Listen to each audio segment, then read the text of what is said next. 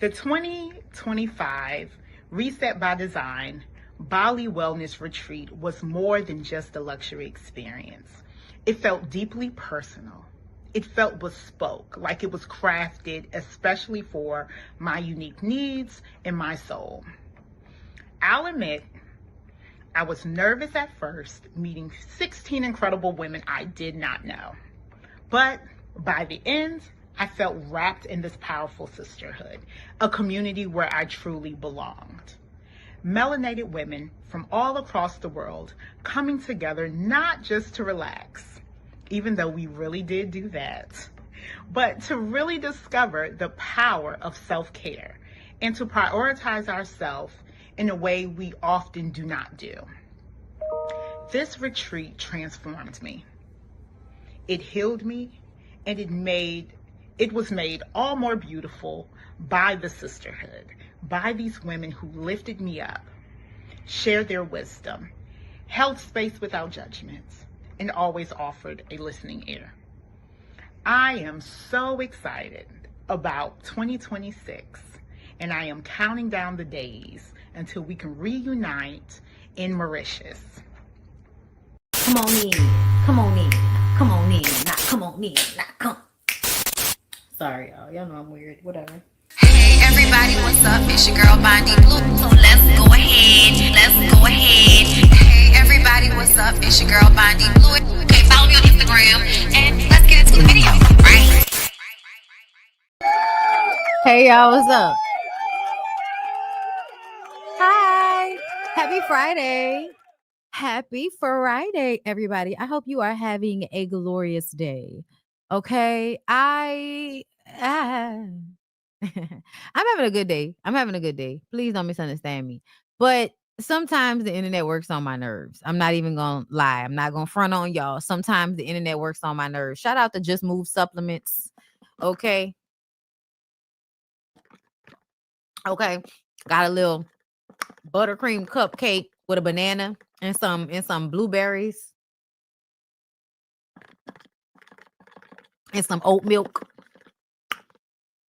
and a Fat Tuesday mug.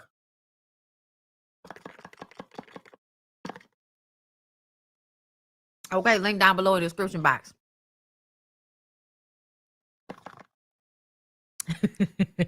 It is good. It's real good.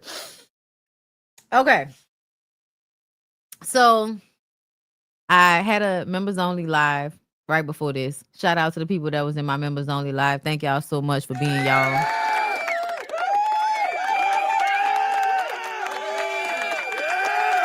Because I want to start off with something problematic.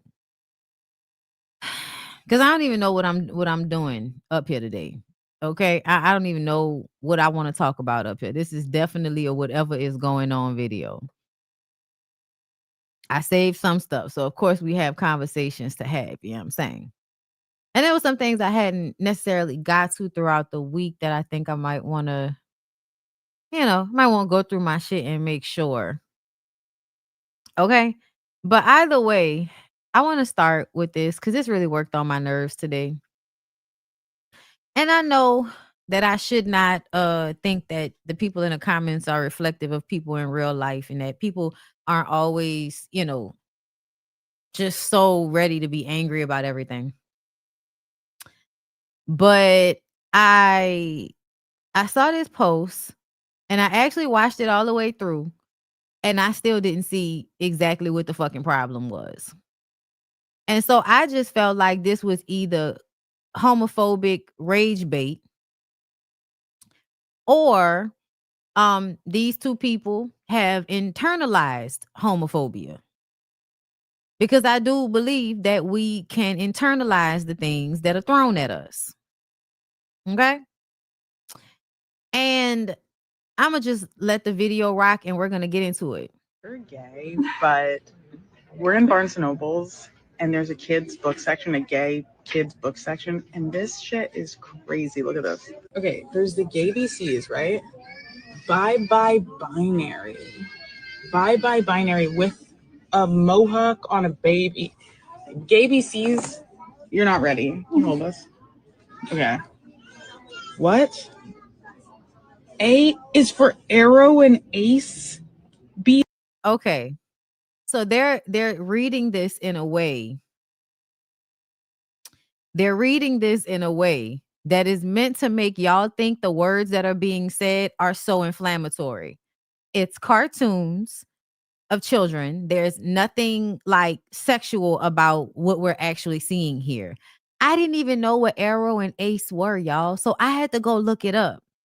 And it's literally a way to describe someone who is asexual, meaning someone that doesn't like romantic or sexual relationships at all. I believe the arrow is people that don't like romantic relationships, and the ace is people who don't like sexual relationships, but they can have romantic ones. Not necessarily interested in the sexual portion of it. So my question then becomes, how are we coming to the conclusion that knowing these descriptive words is going to force children to be gay?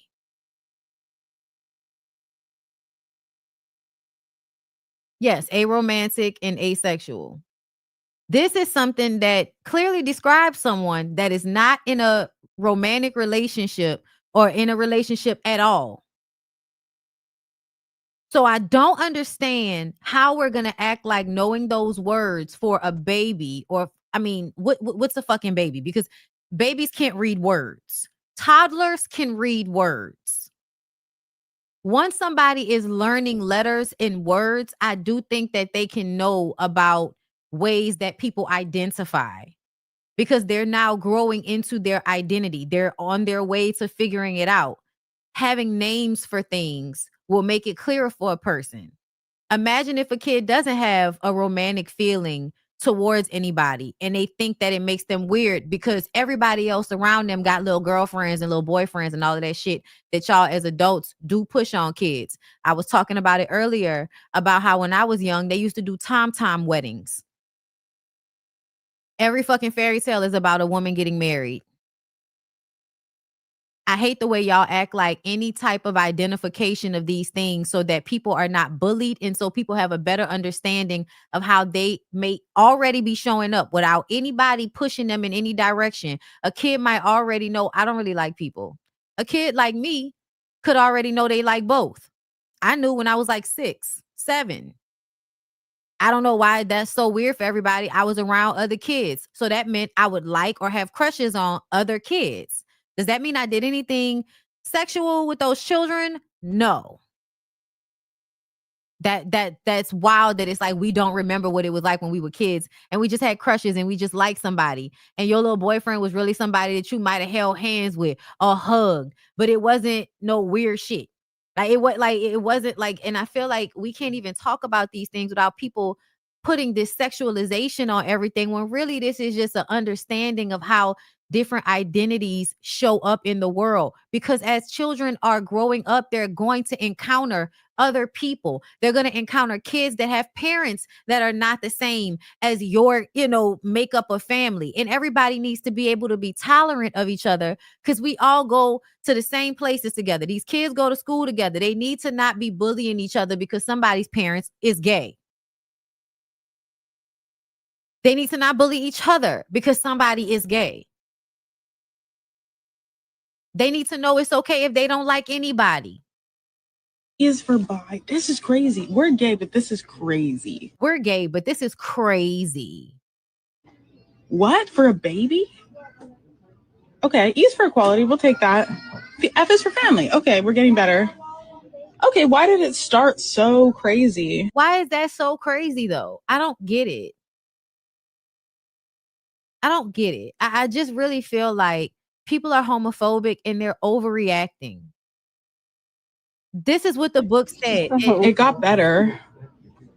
I is for intersex. It's pushing it for intersex. Do y'all know that kids come into this world having both sometimes, and they should know that that's what that is and that they're not weird? I think it's really just about them knowing it's okay for them to be however they are so that they don't beat themselves up about it. But the way people in the comments are acting like this book is supposed to force kids into relationships, I said internalized homophobia is a thing.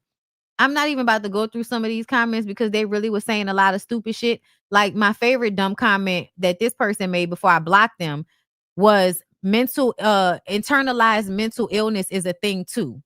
And I said, my response to them was mental illness is already internal. You don't have to call it internalized. Because you want to be so smart, but you're actually just proving how fucking dumb you are. That always happens. I be like, somebody was so mad and caps like forcing children into relationships. And I'm like, the way y'all do, the way y'all ask these kids if they got a boyfriend or a girlfriend, the way y'all used to set up them little time weddings when I was growing up, the way y'all would have these little kids picking somebody to go to a dance to that's gonna be your little boyfriend. Like, cut it out. Cut it out.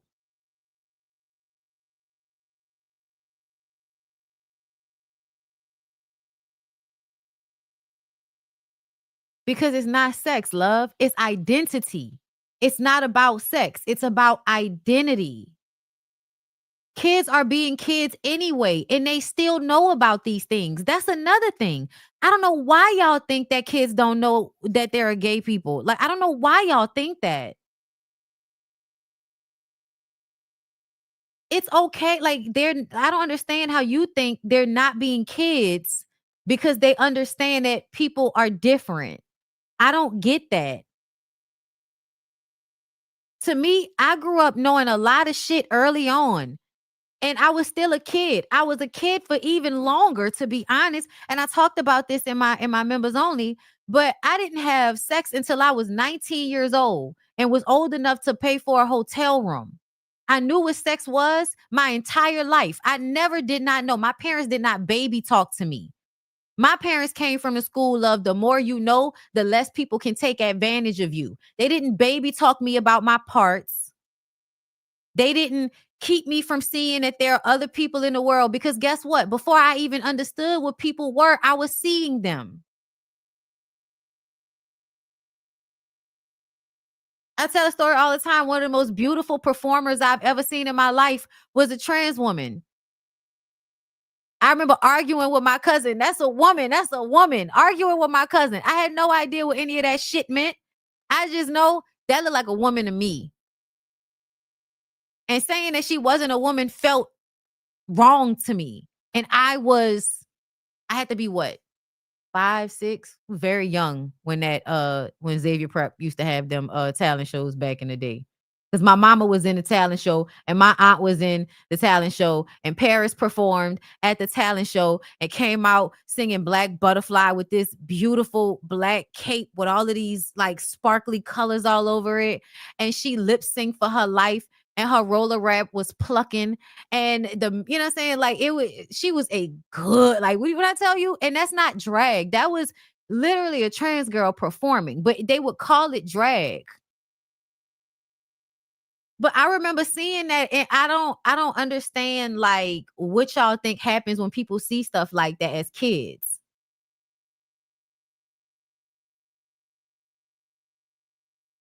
Like, all you see is a person that looks pretty. You're not thinking about any of that other shit that y'all are thinking about. People kept telling me that it was a man, and I was like, that's not a man. I don't know what you're talking about. You know why? Because I'm not thinking about the nether regions, because I'm a fucking kid.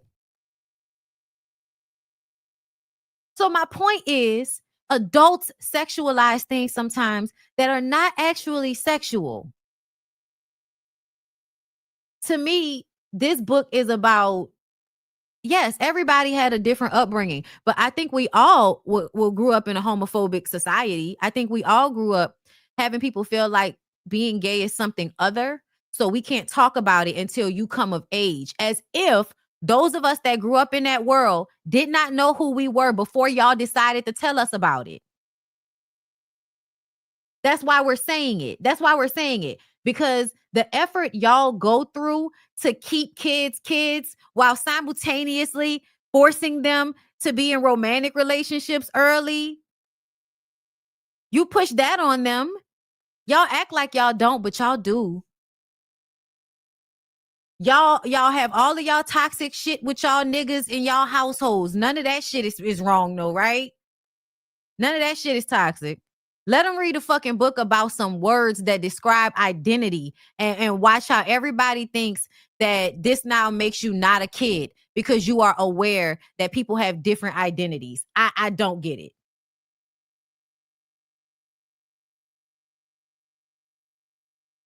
Yes, the world is changing, and just because you didn't learn about it doesn't mean kids shouldn't learn about it. I don't get the big deal. And even in this book, I don't get, in this specific video of this book, I don't get the big deal. And then after this, they look at another book and say, oh, well, that's fine. Baby, this is pushing it.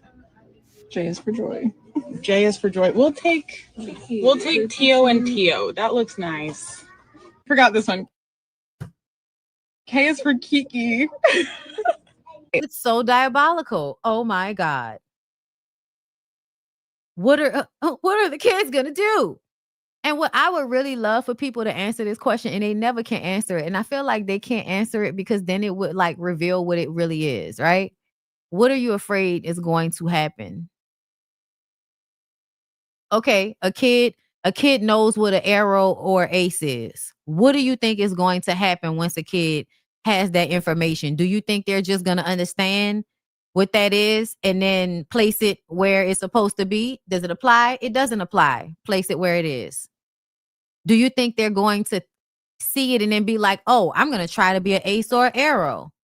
And if they did, which means people that don't have sex or don't have romantic relationships, are you going to be upset about that?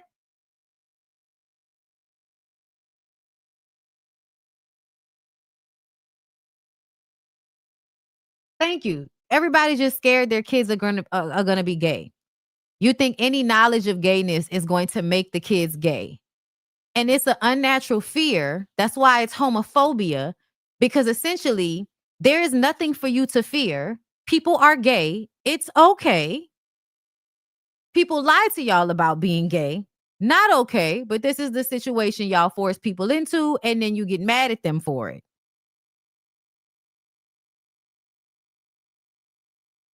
You can't make people straight or gay, y'all. They're gonna be what they're gonna be. They're gonna be what they're gonna be regardless. A lot of us grew up watching a whole bunch of straight shit. Like, and some of us are really gay. So I don't know. Okay, I don't know. I also think a lot of the people that feel that way are also people that enjoy porn. Like a lot of people in these comments that's talking to me, I bet you they enjoy porn. And you know what the porn usually reminds me of? Rape fantasies. I think we all have our issues here. Okay. I think we all can be detrimental to the children. But when y'all specifically point out LGBTQ people as being the problem like that, I have an issue with that. That's triggering to me because I feel like I went through unnecessary strife and unnecessary trauma behind being gay. I do. I feel like people were unnecessarily trying to ruin me simply because I liked girls. Yes, I do. And they did. So yeah, I want everybody to get a fucking get a grip. Get a fucking grip. Stop acting like these kids are stupid. Stop acting like you can stop them from doing anything they want to do once they become adults anyway. This whole let kids be kids shit, to me, low key really be cap. Because the adult themes that are straight, y'all don't mind them knowing about. Y'all will let y'all kids sit there and watch whatever violent fucking movie you watching that night. And we gonna act like y'all always care about these kids being exposed to things that makes it so they're not just being kids. Let's not even talk about how y'all over adultify the fucking children. Y'all over there calling Celeste, the 11-year-old, talking about she was fast and she should be responsible for her own death because she was being fast. Right, Masika and all of the rest of the hoes that think the 11-year-old should have been in charge of her family because it's not the parents' fault that they let their 11-year-old walk out the house to go get in a car with a grown-ass man. That shit be okay though, right? It be them same households with the homophobic shit, but it's okay to sell your kids to these niggas though.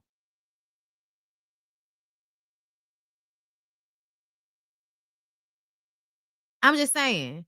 Because when we start to talk about the shit that actually harms the kids, that's actually grooming to these fucking kids, everybody wants to turn their head and act like they don't know what the fuck we talking about. Now kids are trying to be grown.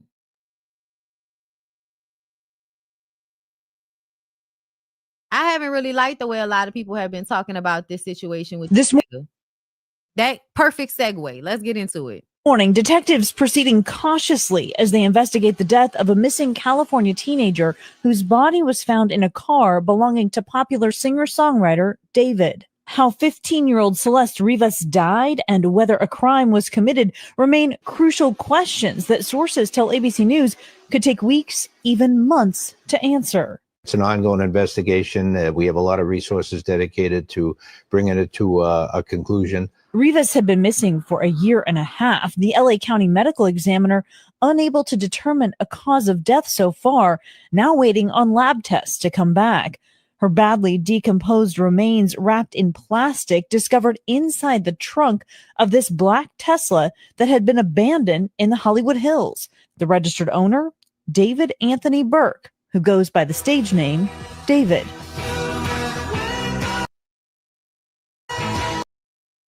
Medical examiner revealing Rivas had a tattoo reading "shh" on her index finger. David has the same one. It's a popular design among performers. Investigators were seen searching the residence he was renting last week and allegedly removing a computer. The 20-year-old musician has not been named as a suspect. In order for there to be a prosecution, law enforcement has to find some key pieces of information when it comes to a potential homicide. First, they actually need to figure out if it's a homicide or not. And the autopsy report will help give them that. Then they have to figure out the who and the how in order to bring charges. And while a source close to the investigation says all promotion for David's new album has been put on pause, Billboard reporting streaming of his music has doubled since news of his possible connection to Rivas's death emerged. Some fans now pointing out disturbing images seen in his music videos like One Dance, which shows a bloody David and a body being placed in a trunk. Y'all. Not that look like Recently, her. mourners gathered at a vigil for the California teen, authorities returning her body to her family this week. Now, sources telling us they have the evidence that they need from her body. And while they wait on those lab results, again, the promotion for David's new album has stopped and the U.S. portion of his tour has been canceled. This morning. So basically, what it seemed like, I'm not sure, allegedly, that nigga did that shit. I mean, listen, I peeped it off rip. I ain't want to be, I didn't want to put the cart before the horse and everything. I like for things to shake out. But essentially, it seemed that way from jump to me. Like, and also she was dismembered. Can somebody explain to me how one would accidentally be dismembered and put into the back of a car? Like, that's not a slip and fall. Like that's wild. I don't know. But I really don't like the conversations that are happening around this situation where y'all want to keep trying to fast tell girl this situation when, to me, adults, a mother and a father, should have been able to stop, a mother or a father, child, should have been able to stop an 11, 12-year-old from walking out of their house. They knew that fucking girl was messing with this man. They knew. I don't care what nobody talking about. They knew.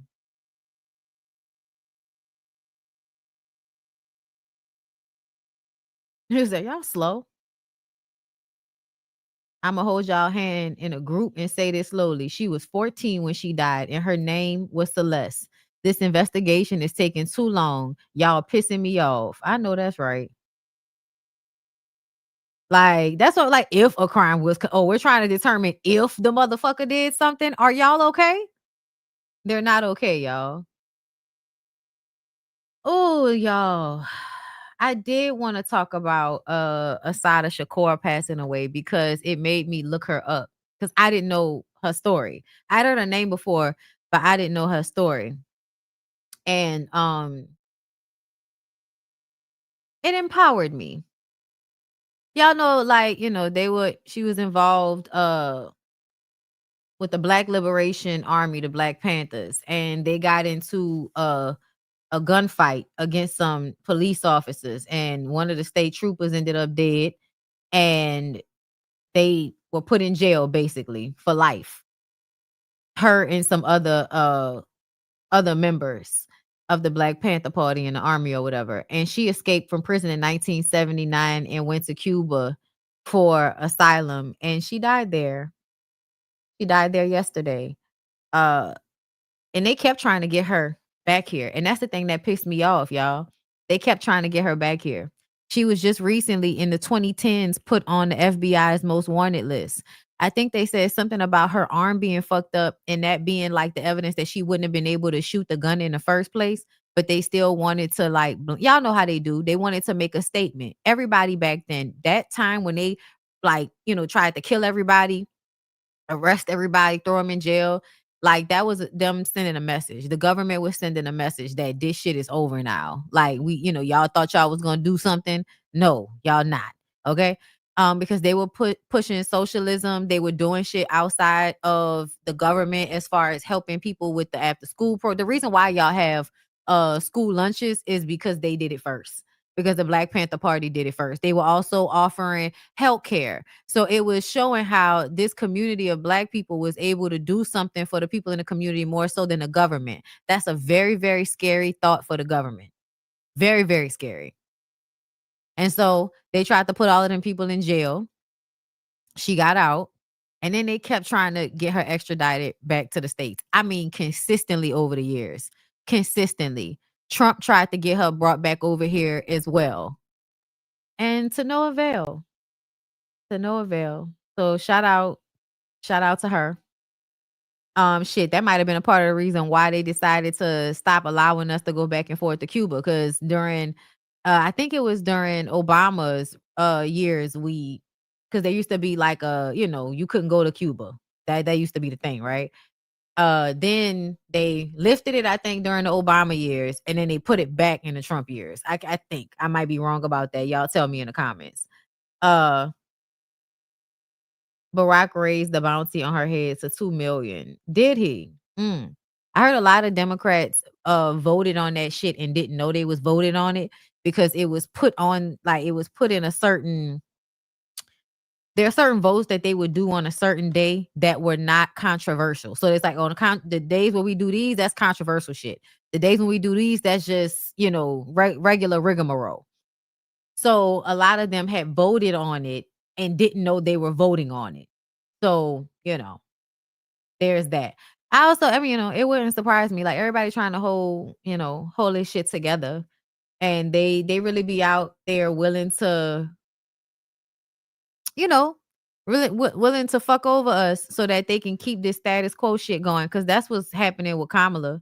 Like, to me, I think the reason why Kamala didn't win is not just because I think they stole the election, but also because I believe that she wasn't willing to be the anti that she needed to be. Then people was fucking over her and she should have came out and said something. As soon as she started running, she should have removed herself from the Biden campaign.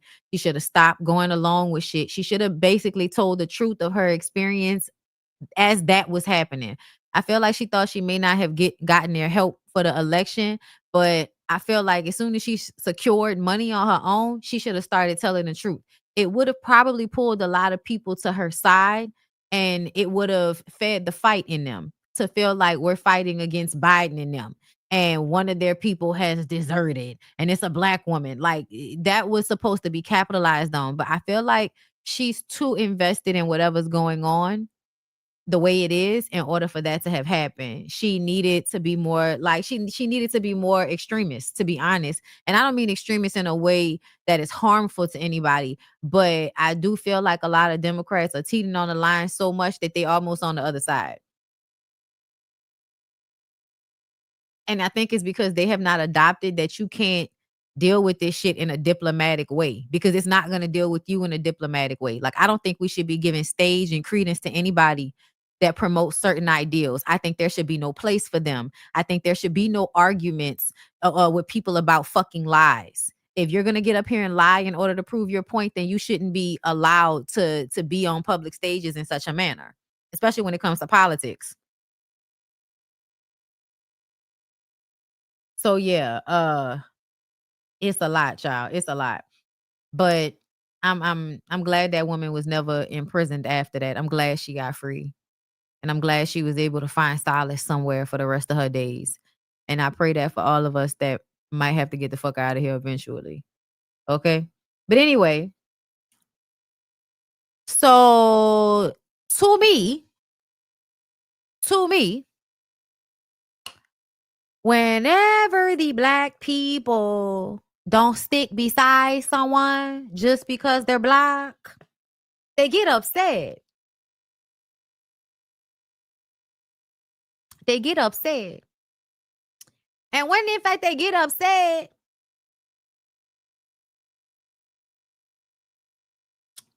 they want to piss the black people off.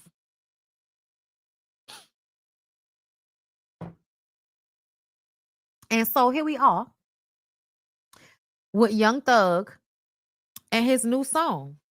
I'm only going to play it for a second. Are your listening ears on? Are you listening, folks? Are you ready? Here we go. Oh, wait. It's not playing. Thank God. Hold up. Oh, it's not playing. They took the sound off of it? They might have took the sound off. Let me see. Oh, y'all, it's not playing.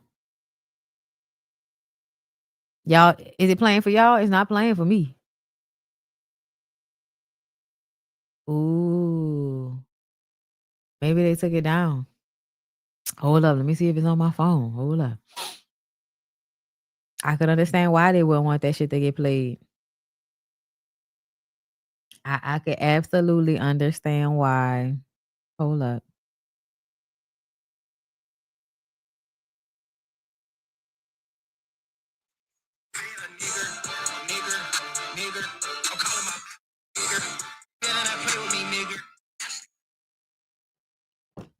Okay. Y'all heard that, right? Y'all heard that, right?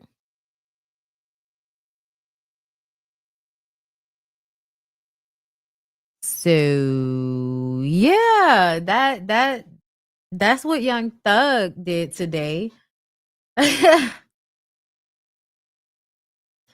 Making yourself white and saying this on the album is crazy. Thug canceled. Bro, is Young Thug okay? And this is why we keep telling y'all that the misogyny is only a hop, skip, and a jump away from the white supremacy. I know y'all don't, a lot of black men don't see it, but it's literally like a direct correlation. Trolls getting people to play his music. Listen, this song isn't cool, Young Thug. As the whitest petite girl, I will not be streaming this. A lot of y'all are finally realizing that Young Thug was never that dude. Like, he's okay as a rapper. I've never been a huge Young Thug fan. I like certain songs by him, but that's only about it. What? Songs by him, but that's about it. The only thing. I really give Young Thug a lot of credit for is that he pretty much is the godfather that created the wave for every rapper from like 2015 all the way up to 2019. I don't like when y'all say shit like this because essentially those of us that are not 12 know that all of these niggas are carbon copies of Lil Wayne. Like, everybody knows that all of the rock star, androgynous, lock boy shit is Wayne. Everybody's Wayne. To me, the niggas have always been copying Wayne. I don't I've been noticing it for a while now, Brian. Y'all can keep adding niggas to this if y'all want to, but the original hood nigga rapper that's also a rock star, so does all of the weird shit. That's Wayne, babe. Wayne, if it wasn't for Wayne, he was copying Andre 3000.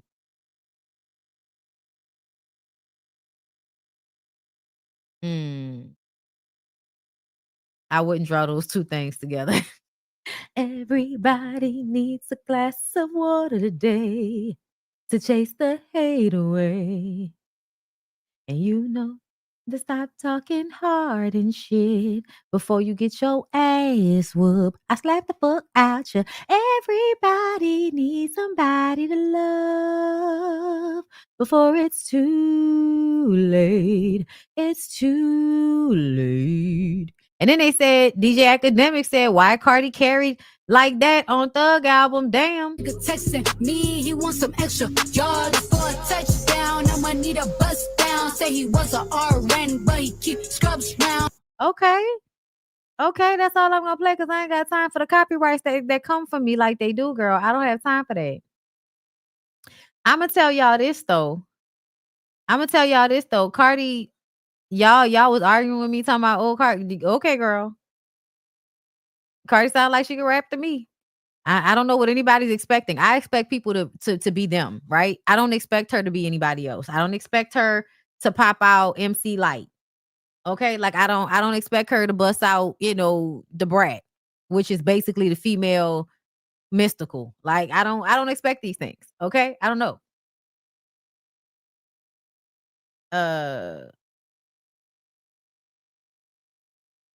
Oh, okay, MD. Thank you for that in the comments. You are absolutely right. But you don't like the butt licking thing?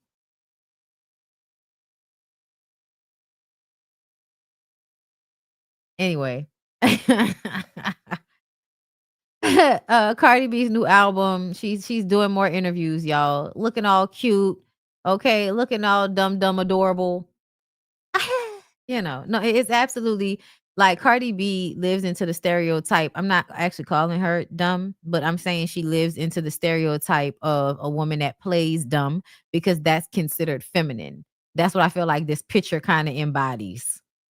Already certified platinum. Critics are loving it. Social media is loving it. I mean, people keep talking about it, which is a good thing. So with all of that success, has anything turned up, slowed down? Any good things, any bad things, any, I don't want to say drama, but any drama or the positive feedback that you've been receiving? Well, the positivity has been amazing, like better than I expected, because it's like, I knew that I was going to do numbers because the album is so anticipated, but the feedback is amazing. And yes, there is a lot of drama coming, but I already kind of knew it was going to come. But I just want to remind, bitches started with me. So, and I always say this, I entertain when I feel like it. I feel like bitches started with me and they know exactly when to start with me. They start when they know that they know when I'm like, not out as much. They know when I'm a little bit quiet. And I feel like to them, they feel like I was like an easy target. And it's like, I'm not a target and I'm not easy neither. And I let them think that they had it. But just remember who started with who. Would you say it's easier to air out any grievances in music? Kind of not really, because most of the time when I get upset at the moment and I want to argue at the moment or I want to talk at the moment. I'm not necessarily in the studio when I'm upset or when I'm happy or whatever. So when I go to the studio, it's like, I kind of like don't care about the moment anymore. So, what I'm saying? You're not mad every day. That's very true. And I mean, you also aired your side out. Just, you recognize the things that you've done as well in your album. Like not many people can take accountability and you've done that amazingly. How did that feel to do that? Well, the accountability that I took is like different accountability, because clearly that doesn't make you like you was doing some other shit, but like the accountability that I took is like, like I could have been giving things more of my time, like more vacations, more understanding, less arguing, less like, I gotta focus on my work, I gotta focus on my job, and like I'm gonna take time to do this and that with you more and more and more. But I was more focused on my job, and then it's like job, kids, and then it's like putting somebody on a back burner. But it's like that still don't give you the right to do what you do.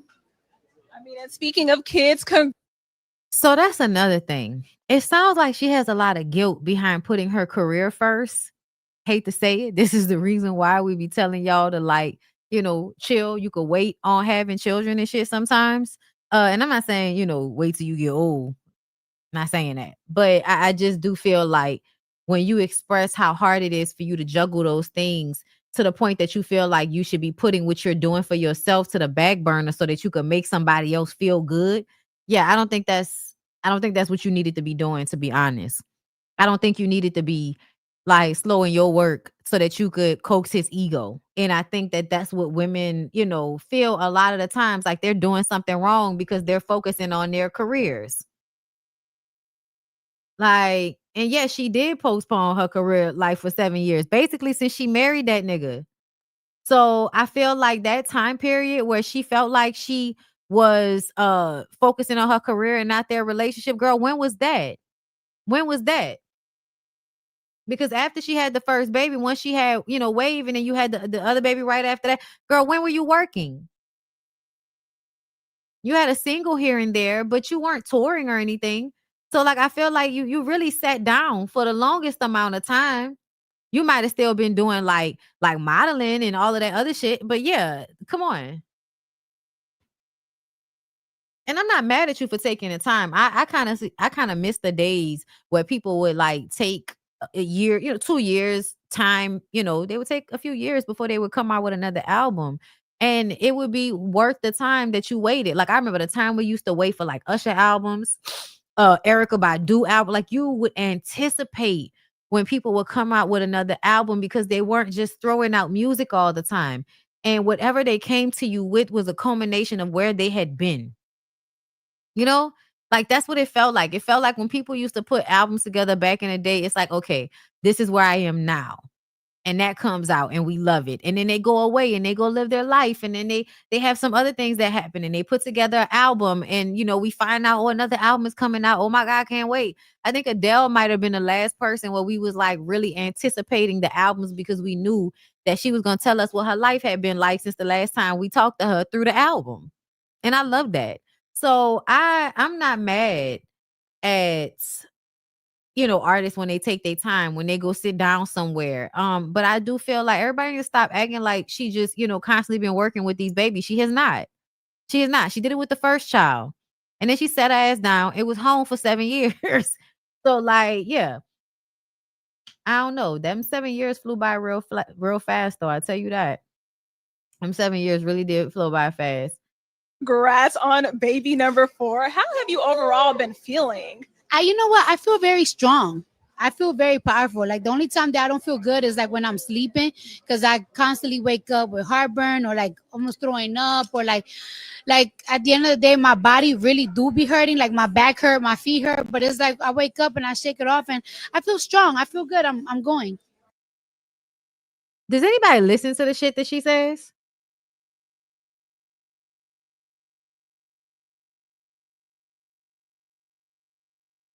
Does anybody listen? I'm just saying, class, can y'all tell me what y'all just heard? Can y'all, class, can you tell me what you just heard her say?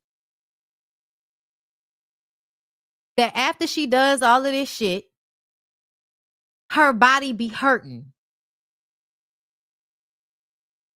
But then she just gets up the next day and she shakes it off.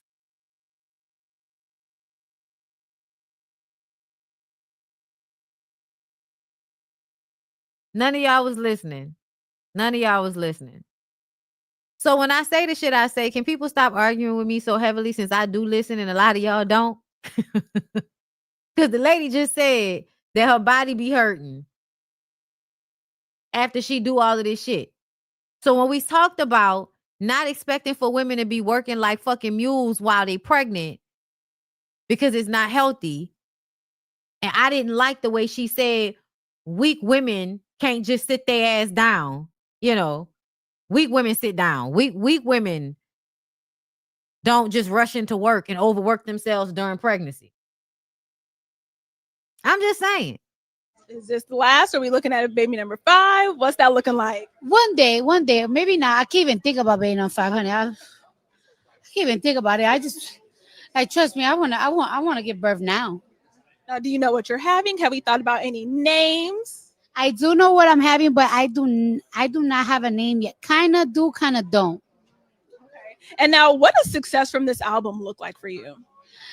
It's looking like what it's looking like right now. Like, it's like, okay, the numbers are good, but people are receiving it and people are loving it. Like, it's like, it would be really bad if you do like good numbers, but mad people saying like it's trash or it's bad. Like, I like the fact that people are loving it. I mean, you shouldn't let people determine your art or like care about people's opinion. But then again, it's like, it's a good feeling when people just like, you just love your food. And last but not least, is Cardi B, like it says, the drama? I mean, you've been seeing how this week is. Clearly, I'm the drama. Clearly. I'm the promo. I'm the the rollout. I'm the everything. Like, it's like, no, you working your ass off. And I ain't gonna lie, it's funny and it's cute and all of that. But I really do think about like people and how they be feeling when they do all of this shit. You know what I'm saying? Like, I've been watching her twerking and hugging all of these fucking people. And I'm like, I get it. And we all strong and everything. But girl, like, I don't know. Like, I feel protective of mothers when they're pregnant.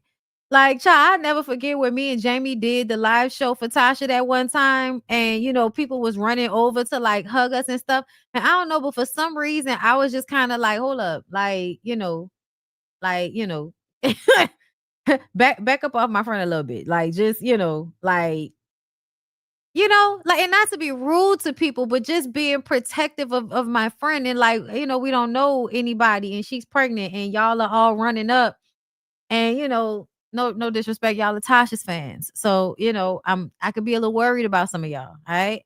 So yeah, like you know what I'm saying? Okay, I don't know. I just be feeling a little bit more protective. That's all. But I do feel like women should not be made to feel like they're weak or that they can't do the things that they want to do.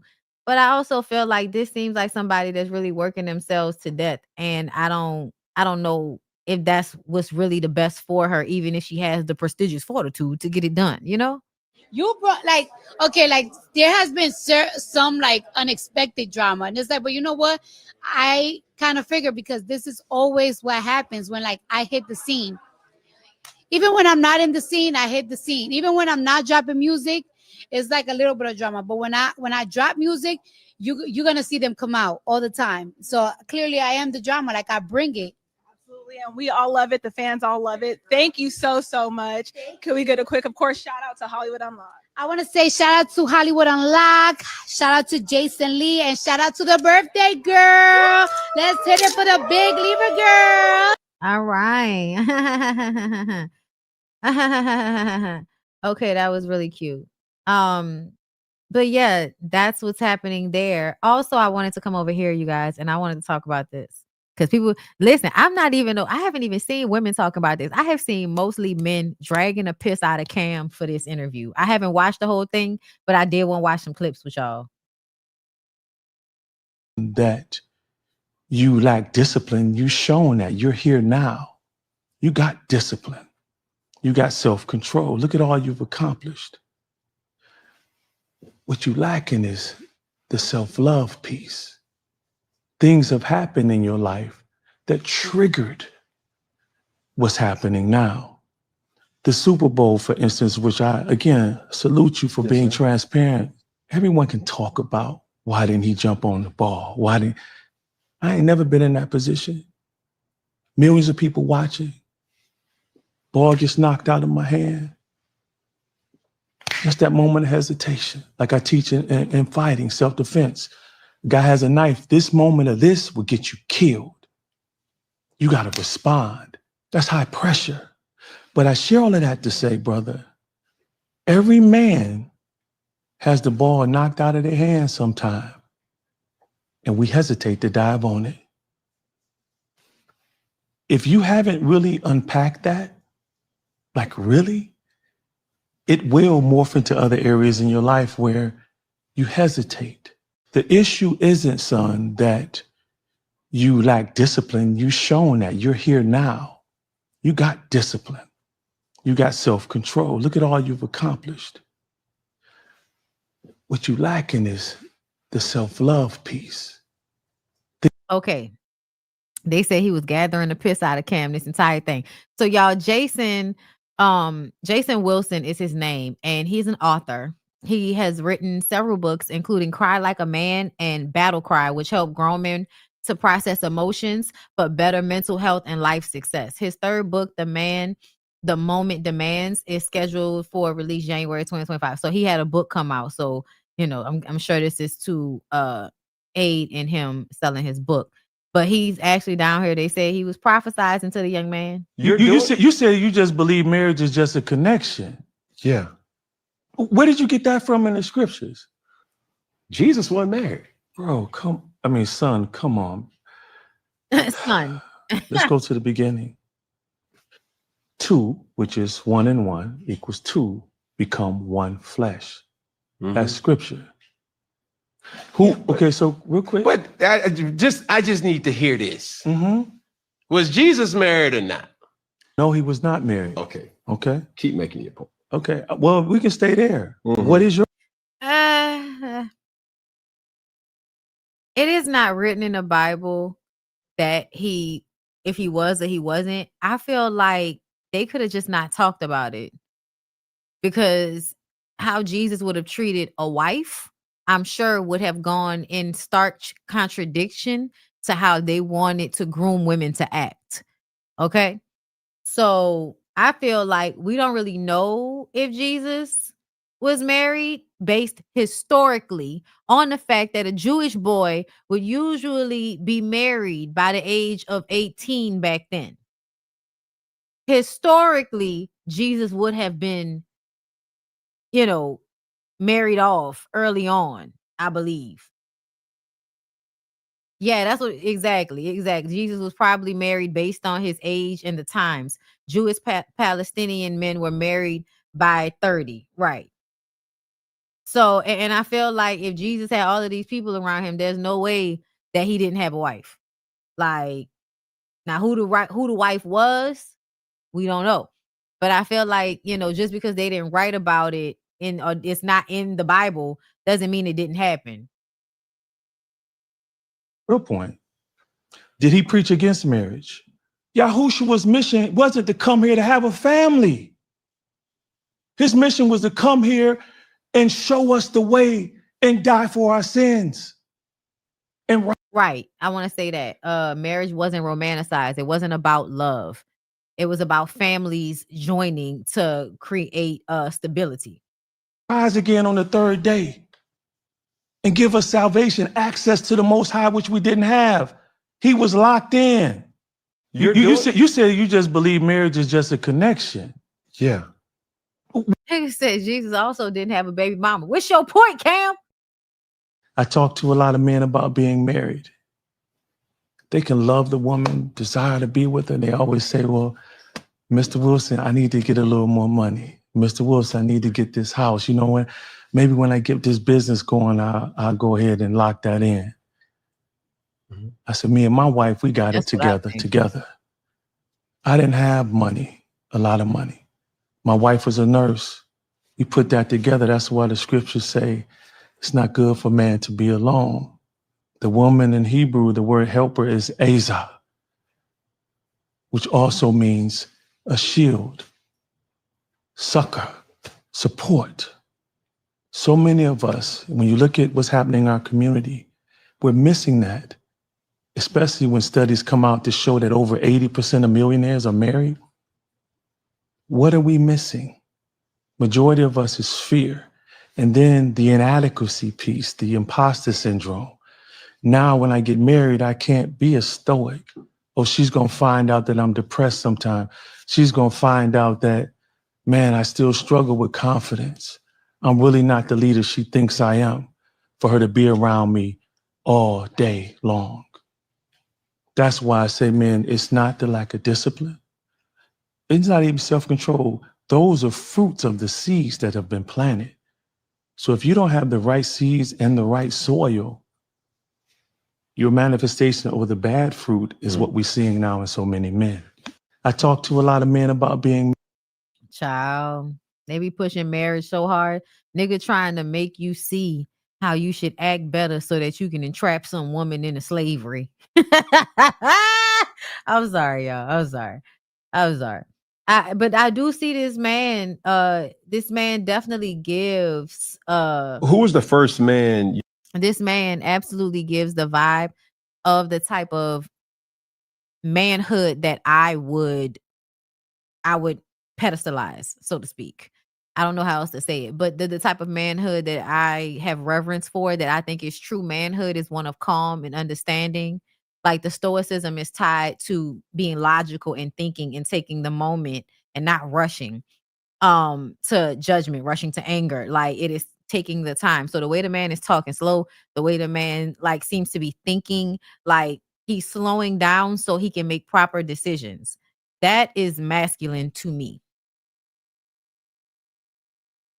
So yeah, that my definition of masculinity in a man is somebody that is in control of not only himself, but in a way can control the energy in the room, not with brutality, but by leading by example with his own energy.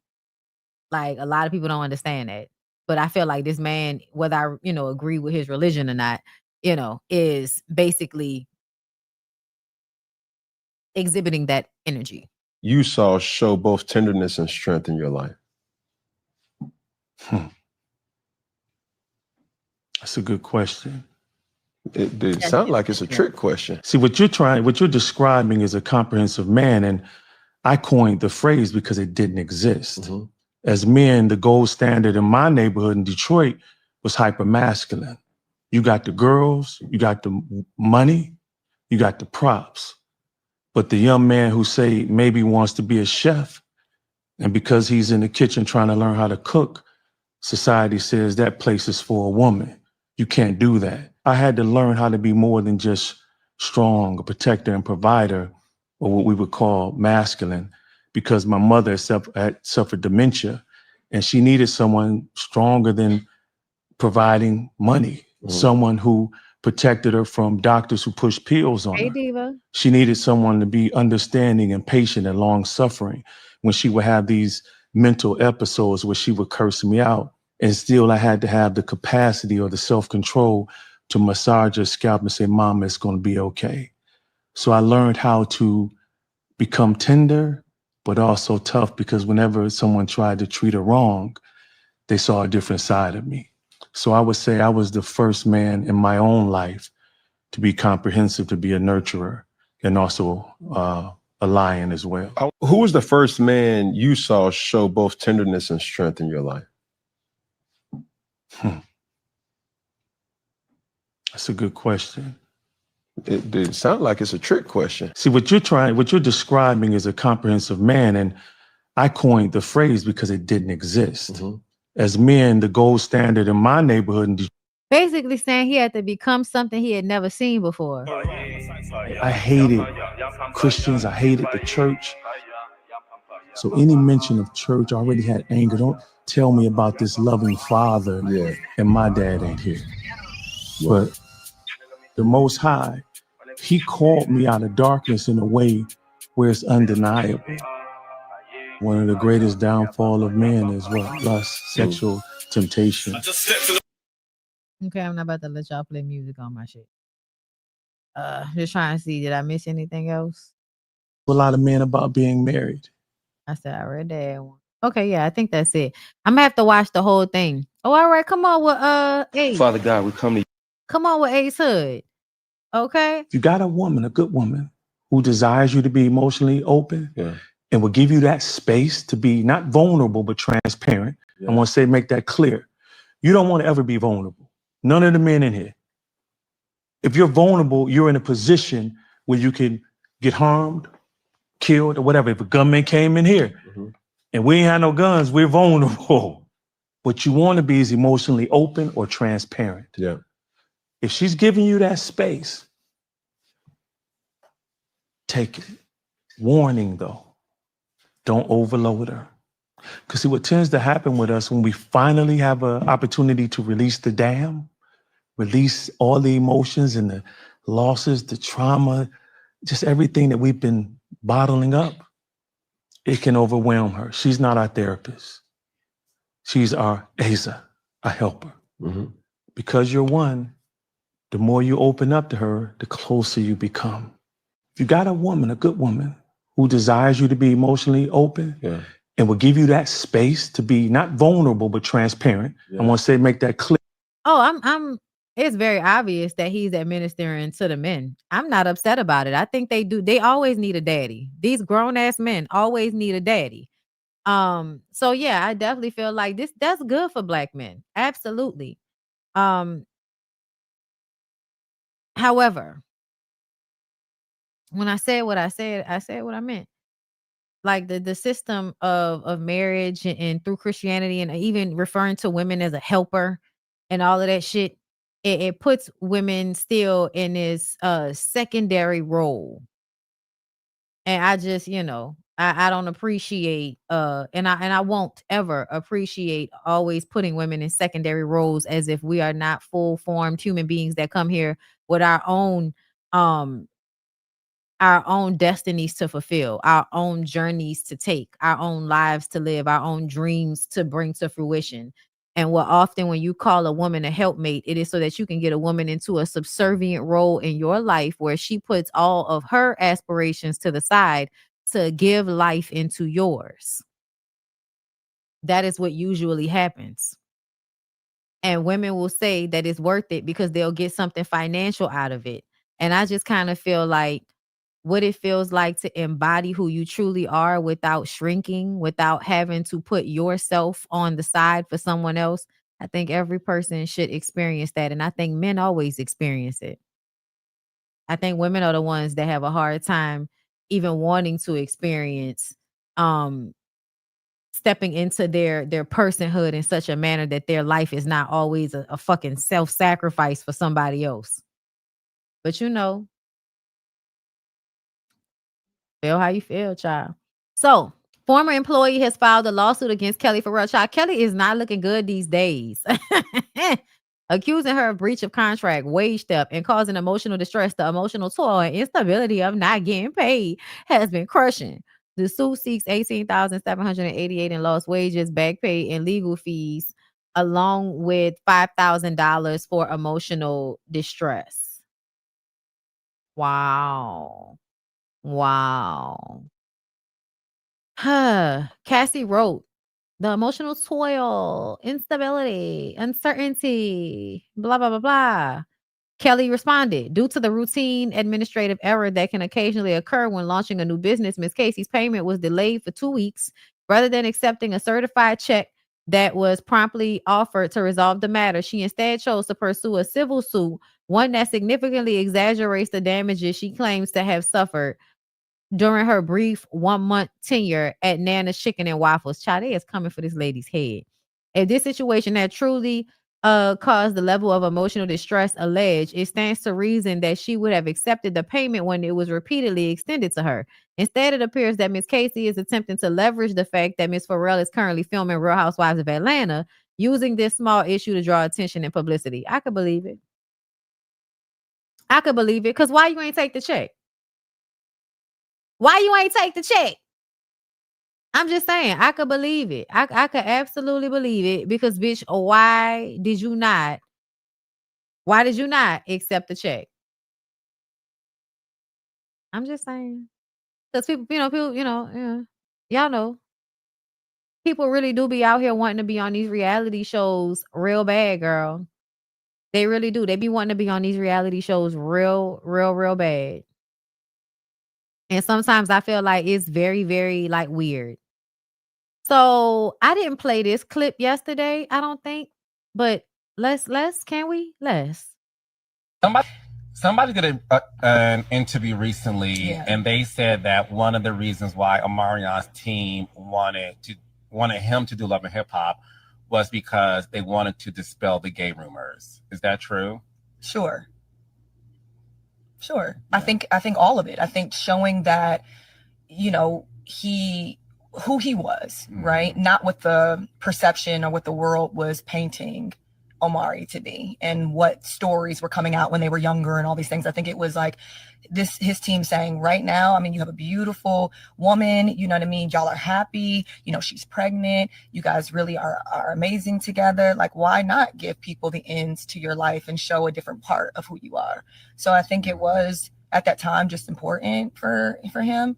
And so I was like, well, you know, if this is something that you really want to do and I'm your girl, like, cool, I'll do it with you. But I never, even on the show, I was like, I don't, because you know how I just heard something on the back end that makes me question if it was meant a certain way when she said to show people a different parts of your life.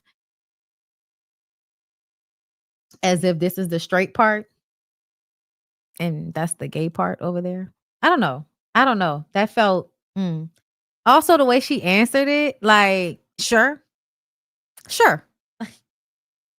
I don't know. Like, is it just me that feel like it's a slight bit edge, passive aggressive, something going on? Like, I don't know, y'all. I don't know. I feel like I don't know. I might be reading too much into it. My spidey senses is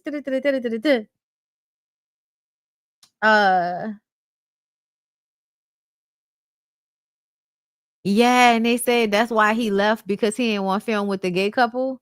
I think that was another thing. Like, oh wow. Back in 2011, a fake press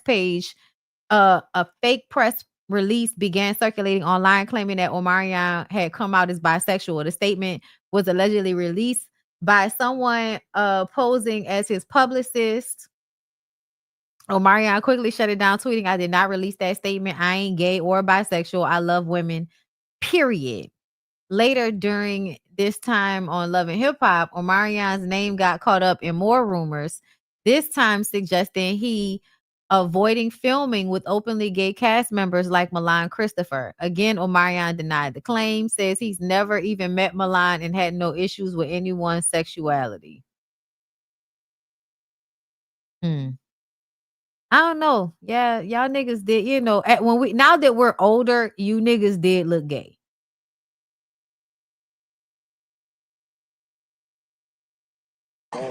I wanted to talk about this too. Who's the worst celebrity in Mafia Dong 3? Oh, the worst. That's a good question. The worst celebrity. Oh my gosh, that has came to Mafia Dong 3. Mariah Carey. Damn. All right. And I only say Mariah Carey because I feel like her intentions was to promote her album and I don't feel like there's nothing wrong with that. You feel what I'm saying? Because business, you gotta respect good business. You feel what I'm saying? But what was the exchange for us? Like I know she didn't want to sing, I know she didn't want to dance. You feel what I'm saying? But I feel like Kai, he held up his end of the burden. She promoted her album. Kai spoke to the kids. He did everything that he wanted. He did everything that probably was her team intentions and her intentions. And I feel like it wasn't really nothing in exchange. If you're gonna come on Mafia-thon, you feel what I'm saying? You have to come and you have to be vulnerable. You feel what I'm saying? You have to come. Be ready to do what's in the box. Who's the worst celebrity? You want the Mariah Carey to tap dance for a room of musty ass niggas. Is that right? Do what's in the box. Be ready to do hot ones. Be ready to jump in the pool. Be ready to, you feel what I'm saying? Be ready to come have fun. You guys, the guests are older. You might not understand what we're doing, and that's what's. You can't even get the fucking words out. Mariah Carey does not have to be a child for y'all. This was the fucking problem that Janet Hubert had with Will Smith. Just because you think you hot shit does not mean a person needs to change who they are so that you will feel comfortable. You feel what I'm saying? That's what the rush is for. Yeah. That's what's the excitement. When you come into Mafia-thon, you don't know what to expect. It's like a field dream. You don't know what to expect when you come to Kyle House. You feel what I'm saying? So that's how I feel, and I'm not gonna hold my tongue for anybody because this is my friend, and I'm also here, and I'm participating. You feel what I'm saying? And I feel like word, and now I'm gonna eat another wing just for that. Good question. Shit's getting spicy. Shit is getting spicy. You could tell that nigga scared that he even said that shit. Definitely do it. You delusional, but you're losing your mind. You wanted that lady attention and she wasn't giving it to you. And so now you saying she was the worst guest. To me, I think the worst guest is the one that put a hole in the nigga wall. Like, cut it out. And why y'all fucking with my brother? Why y'all fucking with my brother D1? Why y'all do this to D1? D1 tour bus pulled over for drugs and narcotics. But he asked me about dope dealer, man. Like, literally. He asked you if that said dope dealer. But you can see that it says, that's me.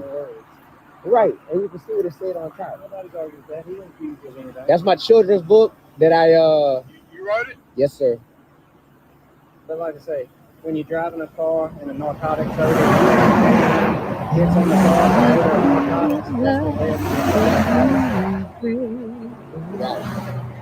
that's my hoodie that I was telling you about. Yeah. Even the odor, man. Like I'm trying to figure that out. The odor is narcotics. I got nothing but love. Unless when I got this from Enterprise, that's my set list. Yeah, got nothing but love for you, baby. That thing could have had 100 kilos in it the day before you picked it up. That's all the places you been? Yeah. Yeah. So nigga, you having a good time? You having a good time looking through the nigga shit, looking at the dates and shit? Oh, that's cool. The fuck? Yeah, the narcotics. A dope dog, long story short, he alerted to the odor of narcotics coming from the vehicle. Gotcha. Y'all be cool, man. Shout out to Nails and Parrot, man. God bless y'all. Yep. They just knew. They found some dope. Nope. Just a man of God on tour right now. Just a man of God on tour. Wait till y'all see the documentary. You know, but my God, today. I got nothing but love for you, baby. Y'all know that movie reference? I'm sorry. I'm sorry, y'all. I love D1, but I swear for God, like niggas like him, I just feel like, you know, they be like pussy hounds on some slick shit. They slick shit, pussy hound. Like what you do? What you doing this shit? What you doing? It like on some, you know, the lady's gonna love me for this shit. I know that's not why he do it, right? I've been knowing son since college. He is a very, you know, he is who he is. Okay, real nigga. But at the end of the day, yeah, all of the woke bitches. What?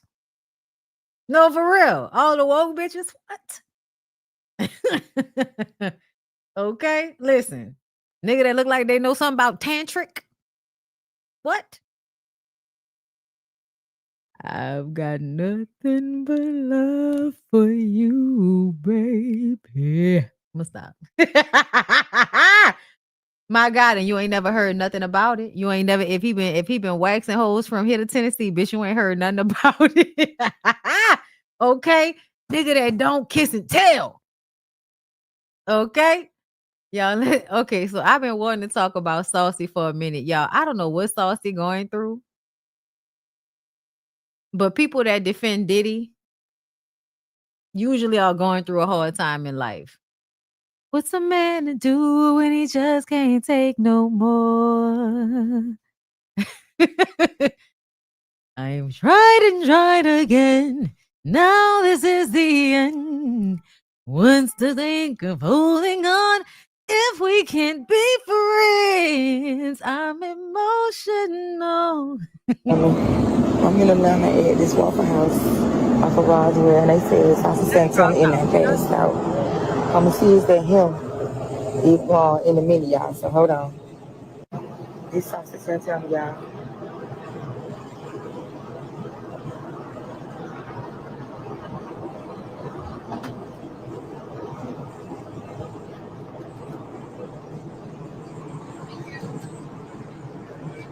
Something on passed out. Yo. Pass it. Listen. I'm in Atlanta at this Waffle House. I'm about to say, okay. Nigga passing out at a Waffle House.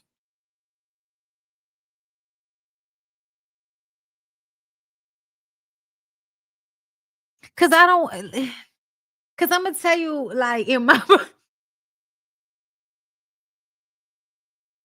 because like high blood pressure.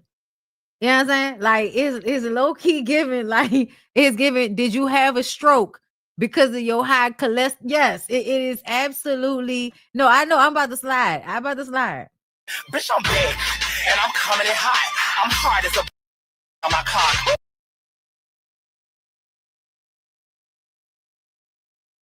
Yo, hold the fuck up. Run that shit from the top. This shit finna go live right here. Yo. I'm big, and Oh my God.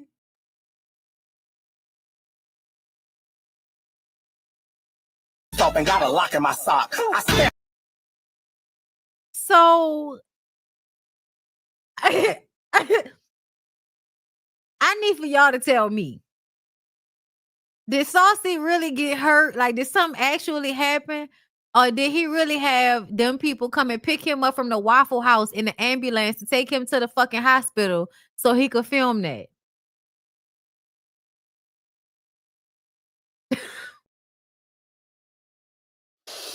Bitch, and then I'm mad because you knew that wig was raggedy. You knew your wig was raggedy, right? So then he pop out with a bust down. And then not popping out in a bust down with a fucking evening gown and some motherfucking slippers. Bitch, you about to leave the house? Where you going? Bro, let me tell you something. You niggas be some auntie ass bitches, okay? Y'all be some auntie assholes because what the fuck? What kind?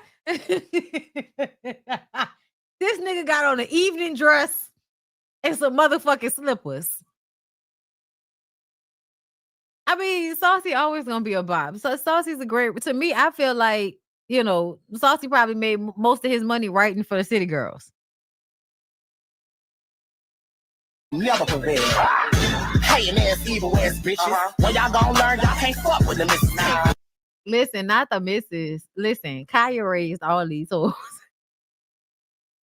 Kaya raised all of these hoes. Okay, listen. What the comments say? Queen Sheba said, why? Jay Lee said, if I see my patient making a music video in the ER, I'm putting them out. Get your ass out of here. And you paying for this goddamn ambulance. I know damn well he ain't take up a bed in Grady ER for this. I thought he was about to say, I came back from the dead and Jesus told me to tell you, you're still not that girl. Between the dress, the wig, the facial hair, and the slides, I'm confusion. What's confusing? I hate when y'all do that. Like, it's confusion because he looked like he about to go out, but he got on slippers. He just got his hair done, but we look like we ain't really about to go nowhere. Like, but he always have a beard and a wig. Like, what's confusing about that?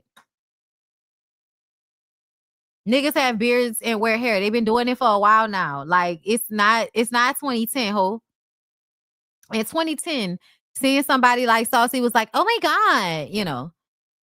But like in 2025, it's not a big deal. Niggas like their facial hair and also like to wear bust downs. People are not a monolith. Calm down.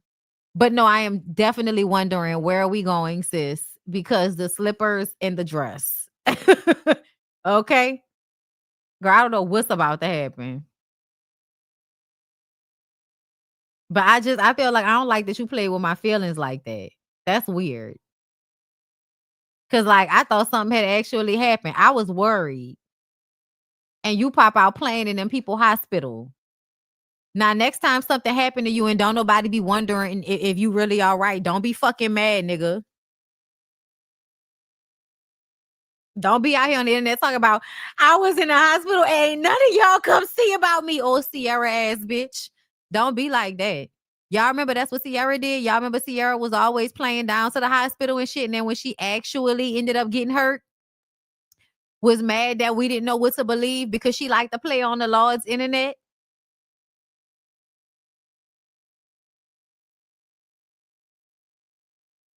Don't play on the Lord's internet. Okay. Okay. Oh, girl, let me see. Was there anything else that I passed up on throughout the week? Oh, let's see. Judge rejects Adin Ross's attempt to toss Megan Thee Stallion subpoena out. Adin Ross just lost a round in court after trying to block a subpoena tied to Megan Thee Stallion's defamation lawsuit. A judge denied the streamer's attempt to toss a subpoena, which he claims was delivered by a mariachi band outside his house in Florida. Ross had claimed the subpoena was improperly served because a security guard accepted it on his behalf. He also argued that it was irrelevant to the case since he's not directly mentioned in Megan's complaint against Marrero. His filing said the complaint in this action makes no mention of Mr. Ross whatsoever. A review of the pleadings reveals that the dispute between Ms. Pete and Ms. Grams does not involve any facts, circumstances, or legal theories that would implicate Mr. Ross or suggest he possesses relevant information. But Judge Lisette Reed wasn't moved. She struck down his motion for not following the proper steps. Ross was supposed to try resolving the issue with Megan's legal team first. Only after that failed could he ask the court to step in. So he just was trying to, ignore her. That in a way to be disrespectful to the process. Because she's just a bitch, right? Yeah. All right, y'all. Because niggas be disrespectful. Oh, I wanted to play this for y'all. This is another thing. We're going to do this, and then we're going to do the trailer for the Braxton Family Values, or whatever the fuck they call it now. But I did want to play this for y'all because, everybody was talking about parenting and, to me, these are the homophobic parents a lot of the time. This how they be. Glass from your child's school. Yeah, I know who this is. What's going on? Hey, I was calling because I'm having a little bit of an issue out of your son today. He is not wanting to sit down in his seat, and he will not stop talking. So my God, I thought he was sick. So y'all don't handle that? Well, usually we use our behavior management system, which requires for us to call the parent if the behavior is getting. It don't seem like it's really managing this with you. Y'all can't. I'm trying to work. And I understand that, and I also am trying to work, but I want us to work together to ensure the success of your. Ain't this video old? This video I'm playing right now. So y'all think that people not going through this? It came up on my page. It could be old. I ain't never seen it before. Y'all think people not still acting like this? Scholar. Okay. No, ma'am, I'm not trying to get smart. I just want us to work together to ensure the success of your scholar. Well, what are you doing? Y'all saying it's fake? Y'all saying it's fake? Oh yeah, y'all think it's fake? Y'all think the parents don't act like this? Oh, okay. He won't sit down and he won't stop talking. Therefore, he's not able to complete. You can't make him sit down. Well, I can't make a child do anything. I can read Miss Glass from your child's school. Yeah, I know who this is. Request it. I can ask it, but I can't make him do it. And so I'm wanting to work together. Like I brought him, I sent him up there to that school because y'all need to know how to handle. I thought they had teachers that know how to handle kids. If y'all can't handle, I don't know what you want me to do. But let little Deshaun play with a doll. She doing all kind of shit. Knocking the shit out the kid hand. Abuse. But yeah, no, I actually have friends that are teachers, and I have been around some of the parents. In a way, they're like rabid animals that you can't say nothing about because they're gonna like act so crazy if you say something about how they be showing up. Did we talk about Ghostface Killer? I think we did. Excuse me. I think we talked about that. I was trying to make sure before I move. Oh, no. And I talked about Jocelyn before, but I also I told y'all already, I feel like Jocelyn is a hypocrite. I cannot believe that I am witnessing Rashida. Oh God. And Yandy. Because I commented on something I saw earlier. Rashida Kirk, they say they were like the king and queen or something like that. No. That they could have that. Bitch, big queen and queen of the chicken spot hoe. I don't care. No, that's not what it is. That's not what it is. No, that they're going back and forth at each other that way in the sense of like we're two grown women and we're sitting up here disrespecting us because we got 2 dogs out the leash. And you know they were good friends. That's what was That's the whole thing. That's what's That's really the whole crazy. thing. Rashida says she ain't friends with none of you hoes. The fact that it has come to this is just like it's so disheartening to witness. I'm like, wasn't they cool? Yeah, I'm really like, I just, you know what I want? I want Rashida to retire from Love and Hip Hop. Like, I want Rashida to retire from Love and Hip Hop, and I also want Yana to retire from Love and Hip Hop. They both have been on from like the beginning. You know what? They can actually come get me to produce a nice, clean show with young, fresh meat that are entertaining. A nice, clean show with young, fresh meat. Sounds like she is trying to get another set of girls to take advantage of and exploit. No, and for real. Because it's like, come on, you. It's like it's time for elevation. You can't keep being the same dead dog. I'm sorry. Are the hoes not still beating each other like dead dogs on your show? Girl, what's she talking about? Are they elevating over there on Jocelyn's Cabaret?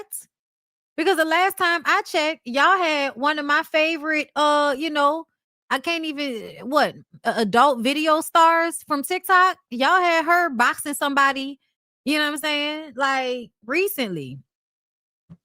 Child, I enjoy her little OnlyFans down to the motels. Okay, y'all, you still got her boxing. Okay. I don't know. I just feel like the first 2 seasons of Jocelyn's Cabaret that I watched, I thought I saw that they have girls that keep coming back having to fight people. So I don't know when the elevation ever took place. Yeah, Miss Natural. Yeah, okay. One of my favorite fun girls down to the Twitter. Okay. Do what you will with that information. Okay, hold up. It's the last thing, and then I'm getting the fuck off of here. I appreciate y'all for fucking with me this long. Because this was low-key like let me go run through all of the shit that I missed this week live. But I had a good time, girl. Well, hold on, what was this? Guys, I've never live streamed before, I don't think. Do people still do this? Yeah. Do people still do this? Oh my God. I hate how removed from reality some of you people are. Because it's like, we got to keep seeing y'all, but y'all could be completely removed from the reality of life. Like, that's just, do people still go live? Like, what are you, too rich to know that people go live on Instagram? Like, what the fuck? Make the piss. All right. Let me cover it up. Hold up.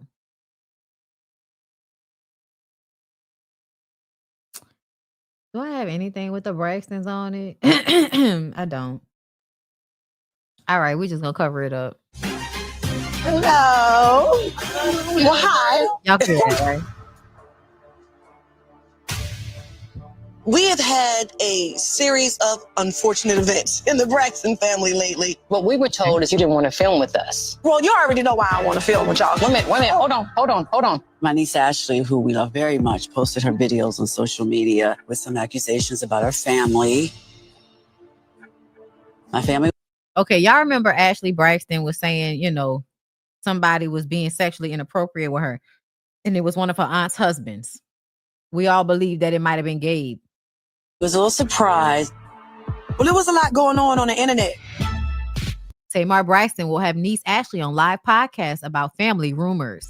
Tamar announced that she would be interviewing our niece Ashley on Tamar's podcast. I didn't think it was a good idea. I am getting Ashley here. You're not going to make me feel bad about that. I wanted her to come to a safe place to tell her story. And all of this happened right before we started shooting season 2 of The Braxtons. Next thing I know, y'all tried to shut down my entire business. Say y'all. Sending a cease and desist and shutting down my business. Exhibit B. The cease and desist. I got a cease and desist before Ashley was on my podcast. I didn't even say anything. I was not involved in any way, shape, or form of sending a cease and desist letter. My name was nowhere on it. Nobody wanted to come to my defense. So you gonna sit there and say, Tony Braxton? Tony Braxton, I got Tony you. Braxton. No, Tony Braxton ain't never had your back. I got Tony Braxton. I want to know record. I want to be. You say I don't have your back. You didn't have my back when it. With the heavyweight, don't put me, Tamar. Don't put Tony Braxton. And then when Tony said we need to have her on the show, I told you we need to have Ashley on the show. I never say that. Yes, I never said that. She's lying. What's wrong with my mother? Don't swear your mother. I said just show her the Chiglin circuit, and we shouldn't do it. You said have her on the Braxton show. You said. She said, I said your show was a chickling circuit and we shouldn't do it. Damn, Tony, hanging around baby has definitely changed you. Hanging around baby has definitely changed you, girl. Yes. Y'all should see her. Hold up. Y'all look at the way she looking.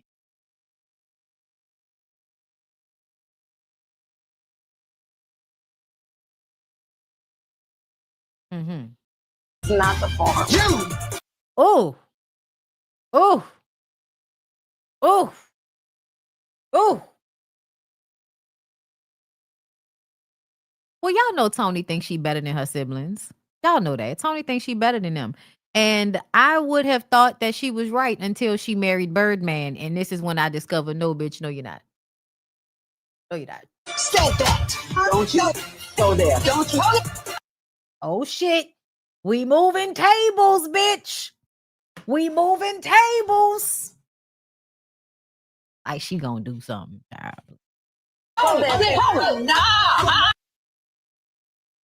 Y'all, the way Tamar is about to start posturing, y'all, I don't believe Tamar can fight, not even a little bit, not even a lot.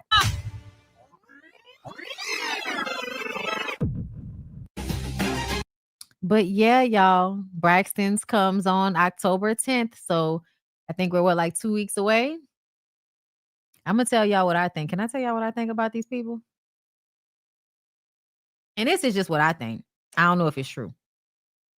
I feel like they let Tamar get away with a lot of shit because something happened to Tamar as a child. I think everybody was older. I think the mama was going through whatever she was going through. The daddy was in his new relationship. And I think people forgot about the last child. And I think because of that, they made a lot of allowances for her bad behavior as she's been, growing up and into womanhood and all of that. They just kind of like ignore her. And it's created a monster in her. But I also feel like she still responds to me in their dynamic like the person that feels outside. And I think she does a lot of this, overreacting shit for attention. I think she's always done that all for attention. And I think that she felt really lonely. And I wonder what life was like when all of the sisters were gone and she was the only one that was in the house with her mom. I wonder what that was like for Tamar. I have questions about that. And Tony continues to get lighter and lighter every day. The fact that Tony is with Brian, Bird, B Bubba, you can call me with your feel, popping out the platinum Hummer with the platinum girl, the one that like to beat up the ass while you beat up the pussy. That nigga that gave me the first fucking visual of a nigga, of two niggas having sex with a woman, having 8 dicks and both holes at the same time. Yeah. Brian taught me about that. Number 1 stunner song. I don't know. Nobody thought that was grooming, huh? Oh, I got my horse stunned nigga like Evil Knievel. Jumping out lessons and how much showing off on my people. I was just saying, y'all, we grew up with some of the most like terrible shit in the music that we was listening to. And like the truth of the matter is Wayne and them were kids when some of this music was coming out. So like to act like we as kids wasn't supposed to be listening to some of this shit, like give me a fucking break. On 22s. My baby mama. Listen, that nigga get. Listen, because what the fuck? Like, that's literally a lyric in #1 Stunner, y'all. I'ma beat up the ass while he beat up the pussy. That mean y'all dicks gonna touch.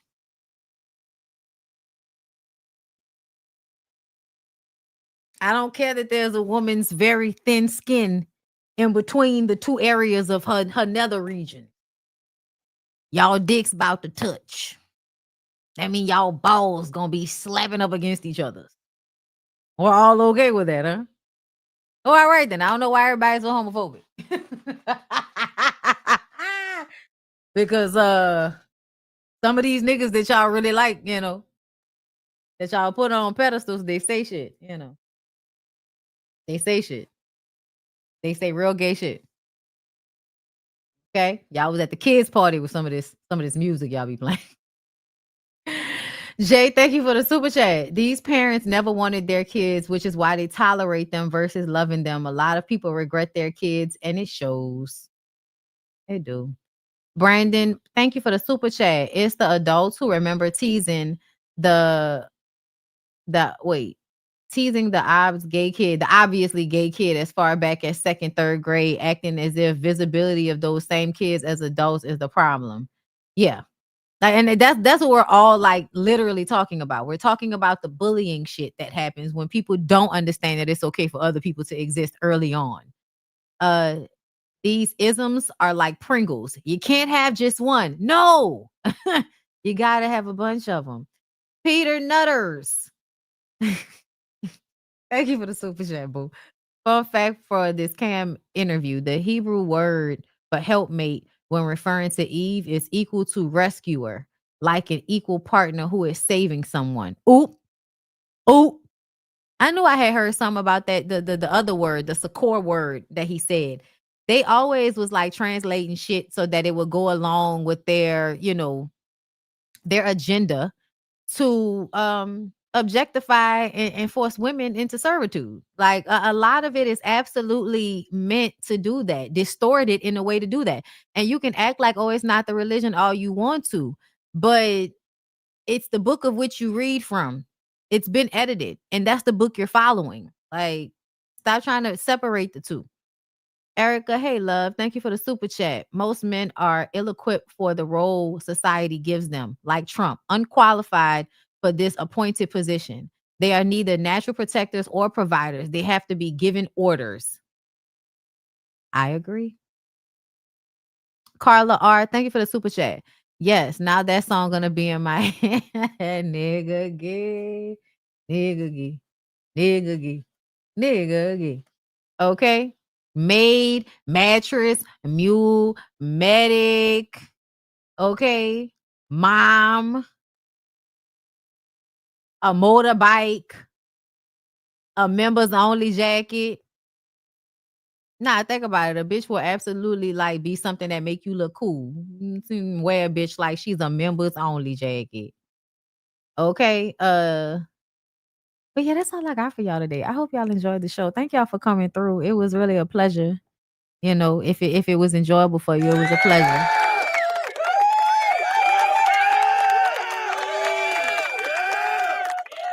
I'm about to go and work out and decide what I'm going to do with the rest of my evening. You guys have a good one. All right. See y'all in the next one. Peace out.